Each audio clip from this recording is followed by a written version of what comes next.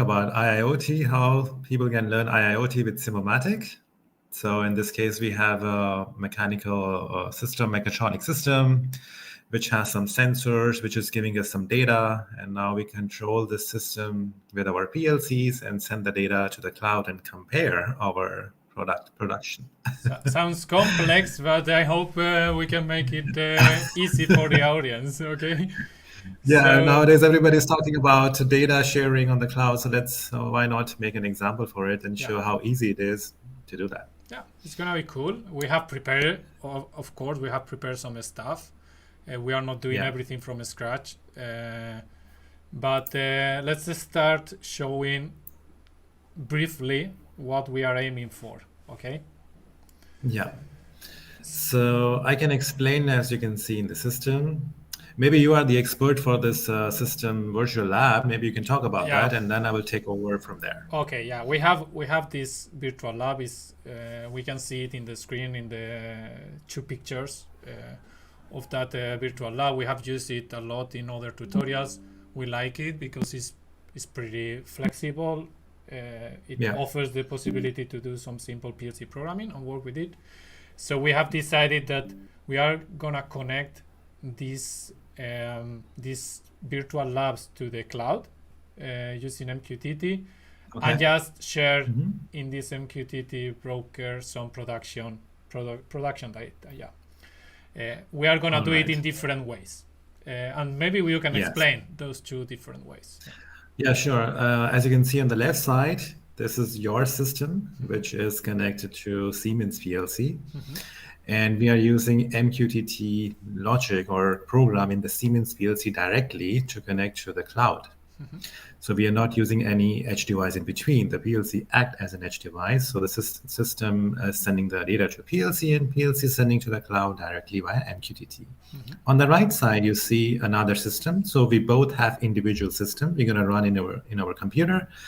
And on the right side, this is a system which I am programming and controlling. So here I'm using Codesys, which is reading the data from the system via OPC UA. In your case, it was S7 connection. And then via OPC UA, I read the data in the Node-RED, and then I send it to the cloud. So basically, it's doing the same stuff, but in a different way. Why we are doing that? Because later on, we're going to read the data from your system and my system and compare it also again on the Node-RED and show the difference. How the data is being coming from you and mine, and share the quality. So we don't talk about OEE here because it's a big topic, but we take one parameter of OEE, which is the quality. So we measure your system quality, my system quality, and see who wins the race.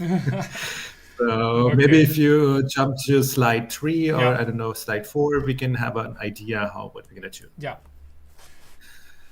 So yeah, we're gonna start giving a little tour on the workspace. Then I will explain how I made the program for the PLC I have behind me. Somewhere here there is a S1200 CPU. So in my case, I'm using a real CPU. That's also quite interesting. You will be working with Codesys on a soft PLC, but I will be using a real PLC. We do the same. Both will be connected to a different virtual lab. And after that, you will be showing your setup with the Codesys, how you connect to MQTT. And then we will be showing what you have built in the cloud, because I don't know much about what you did, but you have built something to show the data that we are sending from our PLCs. So I'm gonna jump to share my screen. So what we are seeing now is my virtual lab running. I mean, you see Simumatik is running. This is already connected to the. I hear some noise with the audio. I don't know if you can hear it. Let me see. I think it's coming from the outside. Yeah, it's more clear now. As you see, my system is running. It's going to be performing thanks to the PLC behind me.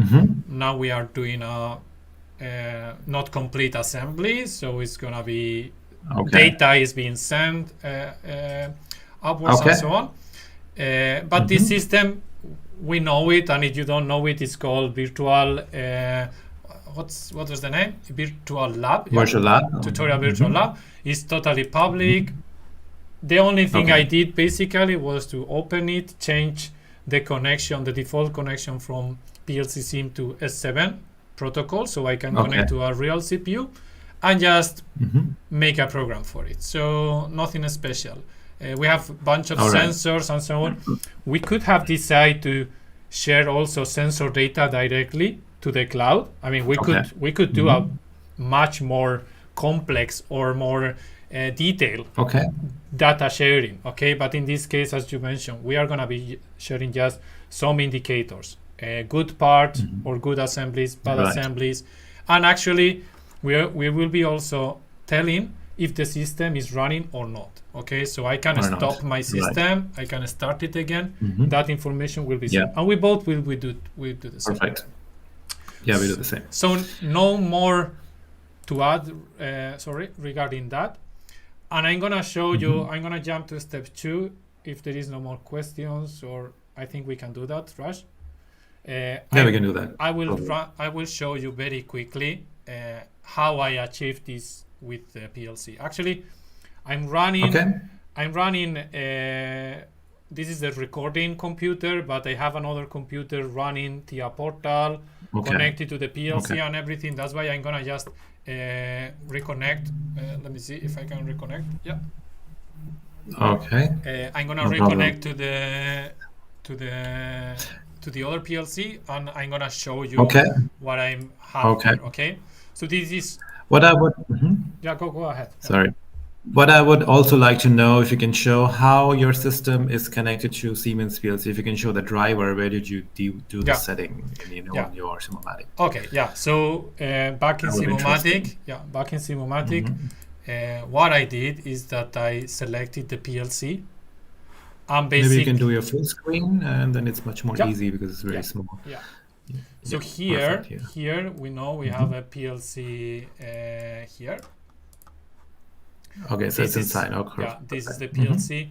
I just changed from the default PLC sim, which is the default in this system. I changed to S7, and then basically here you see I changed the IP address to the PLC behind me. It's here somewhere there. Very nice. So here you can also add multiple PLC and connect different PLCs as well. Exactly. Yeah, no problem. Cool. All right, that's nice. So just following with that, what I have is not super advanced program. I'm sorry, we did it just for sake of showing. The main thing in this TIA Portal project is this function block. This is a function block that once set up with the correct parameters to the MQTT broker, which maybe we didn't mention, but we are running the MQTT broker in a Raspberry Pi as well. Let me see. Oh, that's great. It's here. Yeah, this Raspberry Pi. So this is the cloud where we're sending the data. That's actually the cloud. You are connected. You are connected to that. Yes, I'm also connected there. Raspberry Pi, and you from Portugal. You are in Portugal right now. You are sending data to this Raspberry Pi. So it's pretty cool.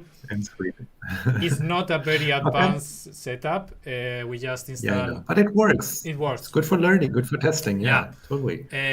We could share some links in the details of this webinar, in the description of this webinar, telling what we did, the setup. But basically, it's a Raspberry Pi. It's running Ubuntu 20.04, I think, server. We installed MQTT broker and basically open the port so anyone can listen to that. And what we did is that the PLC is actually connected to the same IP address as you from Portugal are connected. How you do this, or what you have to do in this case with TIA Portal, you add this function block. You need to add some logic, and I'm not going into the details, but basically what I did is I decided to send some variables. You and me have decided to to have for each variable what is called a topic, MQTT topic. Right. Probably you Okay. will be showing that later, but for I will example, be showing that. for example, Totally. for the system status, that's we have in the broker, we have a folder, we could say, called Mikkel System, and inside that one, Right. I wanna be publishing in the topic system status, the status of my system here. Right. How do I do that? I use that function block. So each time the status is changing, each time the counter, one of the counter good parts or bad parts is changing, I publish Okay. a new message in the MQTT broker using this function. Perfect. The logic to run the system is very simple ladder logic. So I don't think we need to see that. No, we don't jump into that. All right. And there is some, just to mention that this function block needs to be set up, and for that you need to have a DB where you need to set the communication parameters, the IP address, username, and so on of your MQTT broker, and that's all. So, so I feel I'm pretty done with my explanation. I hope it was clear. All right. Real CPU, TIA portal project, special function block that is official from Siemens. We will have the description, the link in a webinar, and just some simple program. Okay, with that, I'm already sending data right now to the cloud. Okay. That's great. So, now I think I can also share my system and talk about how I'm doing it with codices, and then we can jump to the MQTT broker. Yeah. So now we are seeing your screen. Yeah, that screen. So for the viewers, it's the same system. Nothing changes. The only change is I'm using a different driver. So if I show the panels, and here in the control cabinet, I have my PLC here. So here I'm using OPC UA client. So Mikkel was using S7 connection, I'm using OPC UA. The reason is because I'm using my codices platform where I program my code. And this codices offers OPC UA connection to different third-party software and hardware. So I'm using OPC UA connection to send my variables to the Simumatik, like Boolean variable or integer, whatsoever it is. So this is how it is communicating. So when I run my system again here, you can see I have two inputs for the parts. So I have my white button for this part on the top, and then I have a gray for the bottom one. So what basically happens here, it's just making an assembly. So here you will see an assembly is created, sensor will sense what are the parts here, and based on if it's a good or bad parts, it will reject. So for good parts, I make it true. And if I send the bad parts, which means if it's not assembled, that is my bad part, it will just pass through the sensor area. So here the decision is made if it's good or bad, and then it will be rejected. Cool. And the system status is basically nothing, just here. So right now the green is activated, so it's on. If red is true, it means system status is off. So that's basically what we are going to do today. We're going to run the system, check the production, things like that. Now, if we talk about the IoT part, here you can see the whole scenario, what is happening. So if I open my system and minimize it here, and maybe Mikkel can also show his screen on the same window if possible, then you can also make it visible right here. So we have over both systems here, and here you can see the chart. Good parts, this is from my system. I have 5 good parts, 4 bad parts. This is the table. And here's a Mikkel, 12 good parts, 22 bad parts. This is just the testing, right? And based on your good and bad parts, we are creating a graph here. So now you will see if we create the system, I will create some bad parts in my Simumatik, and Mikkel can also do something. And you will see real-time changes happening in our quality based on how many good parts or bad parts are being generated. So I'm going to create just a couple of bad parts to see if my quality is being reflected. So you can see that right now it just rejected one part. So I have 5 now, and my quality will decrease. My one as well. I just threw another bad part, so I'm up to 23 now. Oh, you're 23, you're very fast. So this is just one example to tell you how you can bring different production data into one place and do some analysis if you like. Yeah. There could be 1,000 examples on that, but this one example is to show you how Mikkel is right now in Sweden and sending his production data to the broker, which is also in Sweden. And I'm in Portugal and sending my production data in not real time, but quite close to real time. And you can see how this is being reflected here. So you can do analytics, doesn't matter where you are, by connecting to the cloud. Now the question is how this is possible, how we did that, what's the layer? Yeah. So this, I'm gonna jump to my code now. So this is my Node-RED code. And maybe, Mikkel, you can remove your screen. Yes, sorry. That's okay. Yeah. So here you can see when Mikkel is programming his PLC, he's sending his data to some topics, all right? And that's the Mikkel's data coming here. So he has 3 topics which are defined in the PLC. One is system status, good parts and bad parts. So the data which comes out from these topics, these are first fed from the PLC, Siemens PLC, to the broker, which is at the Mikkelplex. And then I read these topics and store it into some variable. All right. So that's how the Mikkel data is going to the cloud and coming to me. And similarly, my virtual lab is, I told you, is connected via OPC UA to Node-RED. So I'm reading via OPC UA from my PLC code. So if you see here, we have good parts and bad parts count, 7 and 5. This I read, and then I also send to a topic. So in MQTT, we talk about topics. So I'm sending my data to one topic. Mikkel's sending his data to 3 topics. It doesn't matter. It's just a matter of programming. And then I collect this topic and I write a code where I differentiate this data into good parts, bad parts, because in the end, if you're displaying the topic in a chart, it needs a certain format. Yeah. So you need to do a little bit of formatting your data. Yeah. One question. This normally we all just, yes. Sorry, Rashmi. Yeah, just one question, because I think maybe some people this is quite advanced for some people. So just one simple clarification. In my case, I'm using the PLC and sending data directly to MQTT.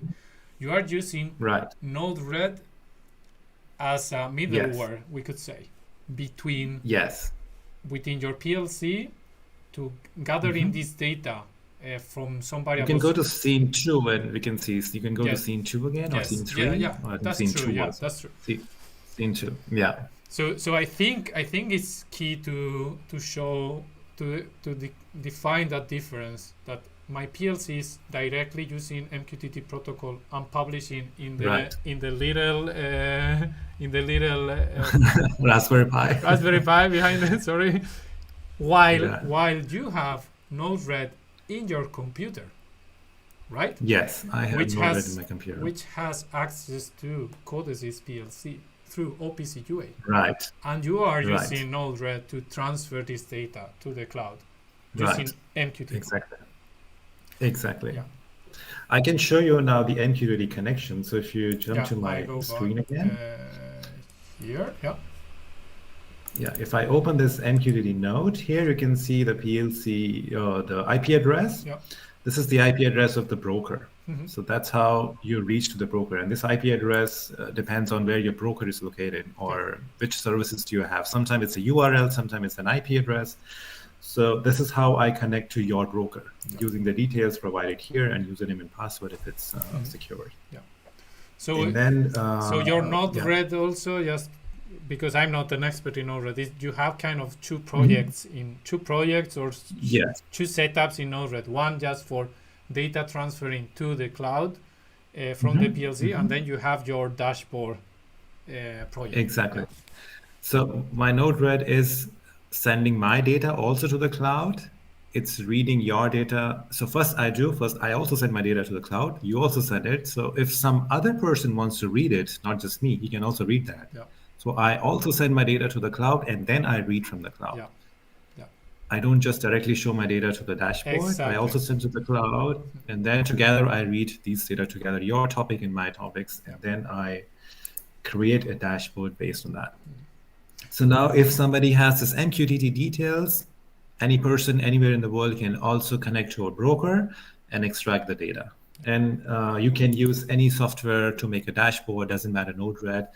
Any of the software which supports MQTT can be used to take the data out, and you can display it whatever you want. You can also store into a MySQL and save the data logs as well. It's also possible. Yeah. Yes. So this was the idea. Just another question, because I know you are an expert in Node-RED. You have some. No, I'm not. But kind of, Not we expert. could say. But Yeah, I'm using it quite often. Mhm. could you just tell, for the people that maybe is new to Node-RED, can you just explain the possibilities? Because Okay. we are seeing a dashboard. Did you build the dashboard in Node-RED, or you are using something else? Yes. Yeah. Can you explain Okay. all these different So, features? I can explain. Yeah. So for example, Node-RED supports many protocols. It supports OPC-UA, S7, or MQTT, or I don't know, RS-485, Modbus. So using Node-RED, actually Node-RED is, you have your own server. So this Node-RED server hosts its own dashboard as well. So what Node-RED does, it connects to my codices. For example, I show you here. I put the IP address of my codices here and the port address. And then I read the data from my codices, because my codices having an OPC-UA connection as well. So Node-RED allows you to read the data not only from the software, but also from the hardware. I can also read the data from the Siemens PLC example. Yeah. And the best part of Node-RED is it's free to use. Yeah. You can just download and install, and you can directly use it. Now, the coding which I did in codices, for example here, this you can also do in Node-RED. Maybe you don't need codices at all. You can directly make a logic in Node-RED, and then you can connect to Simumatik and also control Simumatik based on that. Simumatik also offers, No, sorry. Continue, please. So, for example, as I said, Node-RED supports OPC-UA, and in Simumatik, if you remember, I showed you my connection is also OPC-UA. I can create a server in Node-RED as OPC-UA server, and then just communicate directly with Simumatik. This is also possible. Yeah. So it's just to show you students. Yeah. So you are telling that we could program this system in Node-RED. Yes. That's true. That is kind of another webinar. That would be good. Yeah. I mean, because I was thinking maybe you could just publish all the inputs and outputs of the PLC in OPC-UA and do the logic in Node-RED. But you are telling, no, you don't even need the codices, because you could take in this case, you could use Simumatik with this OPC-UA driver and connect directly to Node-RED. That's cool. Exactly. Because if you see in Node-RED, the very powerful node is this function node. And in this function node, you can write your code, and mostly it's much more similar to JavaScript. So you can write your code here, and then you have OPC-UA. You can send the data, read the data directly to the Simumatik. You can also use Modbus. You can also use Node-RED, Modbus connection as well. Everything is possible. Another possibility is that Node-RED offers several nodes here, if you see, for the dashboard. So you have LED, buttons, drop-down, switch, and you have charts. So the nodes which I'm using here, I can show you. Okay, let's take an example. Maybe you can send me a bad part or a good part, and I can show you that this information comes here. Bad part coming. Yeah, it's okay, no problem. Just may trigger a system, and we see. All right. So as soon as I receive information, I will receive it here. It's coming now. There is coming. Here it is. Right. So you have +25. It's the format of your message. So you send me a message in string, right? So how this +25 is going here as a chart, 25 bad parts. So this is like how you format the data in Node-RED. So just one tiny example. This is the bad part, and I take a string node. This will convert this string into integer. So finally, I store this integer into a global variable which says Mikkel system bad parts. So now I have a variable which has a value of integer. And then I go to my another function. Here I read this variable, your bad parts, and I take this variable outside of this function. So this is coming from message 3. So it's the third output of my function node. And then I have a quality formula, which is good parts multiplied by 100 divided by good parts but bad parts. There I make a formula, and then I again store this quality into a global variable, system quality, because this is coming here then, quality in comparison. There I read your quality, read my quality, and define a topic, Rajveer and Mikkel, and that's what you see here. My name and your quality and my quality, which is 4135.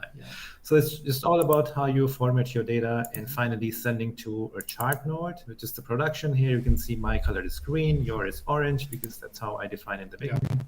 So it's quite relatable. Super powerful Node-RED. It's very powerful. I use it quite often with MQTT, MySQL, OPC UA, S7 connections, and also just to simulate the data. Also, you can also use it. Of course. And then you have a function here, a button, which if I use can reset my data to 0. So this is also now sending the data to Codesys. So if I press this, it should refresh my chart. And let me refresh the data. It should now reset to 0. So pretty much you can do with the Node-RED. And now you can see quality drop down to 0. So quite opportunity to use Simumatik with different tools, I would say. Yeah, I think we covered a lot, and it went pretty quick. But and one more thing, what we can also do is we can upload our solutions to the virtual lab assets. If somebody wants to practice and play around, maybe I can show it here very quickly. So in our, can you switch my screen? Oh, thanks.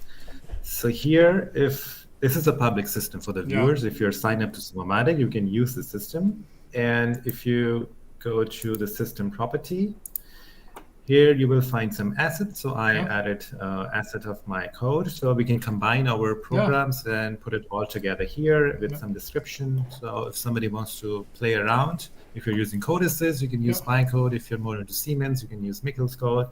And I will also put my Node-RED data, my source code. You can also use that easily. Yeah, maybe we can upload a zip file with, call it webinar, whatever. And we have the material there. So if someone wants to reproduce it, we can also ask our viewers, if you're using the system and let's say you are working on Adam Redley PLC and you wrote the code, you can share it with us. We can also upload your contribution to our assets. If you're using, there are 100 PLCs in the market, so you can have different coding programs in here. So one system can be used with different PLCs. So this could be interesting. Sure, and also if someone is doing something like that or even more crazy stuff, they can share it. They can share it in our social media. We are very happy to see. I mean, this was something that we get ideas from users, and we end up, and we hopefully we will do more webinars like this, showing potential users of Simumatik and PLCs and robots and so on. But if our users, someone in the audience has good idea, does some experiment, share it in the social media, tag us, and we may do something as well on that. Right. That would be cool. And I think that was all from my side. And maybe in the next webinar, we come up with some new system or new topics. We didn't decide it yet. So viewers, if you have some ideas, you can also comment. And we will see what we bring for the next system. Yes. So let's wrap up. Okay, what we did. We have shown how we have set up this kind of architecture with two independent systems, one control with a Siemens PLC, real one, to control a production system, very simple, virtual lab. We did the same, or you did the same with the Codesys. Both have been sending or are sending real-time production data to an MQTT broker, which is connected. We could say it's in the cloud, even if it's if we have it here, but it's accessible through the cloud. And we have done it a bit differently. In my case, I was sending the data directly. You have shown how powerful Node-RED is, so you can actually use it to gather data from a PLC, different protocols you mentioned as well, and send that data to the MQTT broker in this case. We decided that we wanted to store data in the MQTT broker. Okay, You also Right. mentioned we could have saved that at the end in a database. Why not? We could have done that. Yes. Right. And on We top can use of any cloud service. Yeah, and on top of that, Yeah. you have created again in Node-RED just a dashboard to show Yeah. real-time status and data from these two systems, okay, located in different places and all this stuff. So Right. pretty cool. It can show also potential of companies having production systems in different countries or locations and creating this kind of dashboards. It can be used also in education. I mean, quite cool to have Totally. a lab, each student having its lab at home and comparing That's true. their production and so on. I mean, and I think a teacher can give a system and students will check who is the best. Yeah. And also, Yeah, I mean, I think I've seen in some of your videos, you can build also apps, or the Node-RED dashboards can be displayed in any device, basically, which has internet connection, because at the end it's an IP address.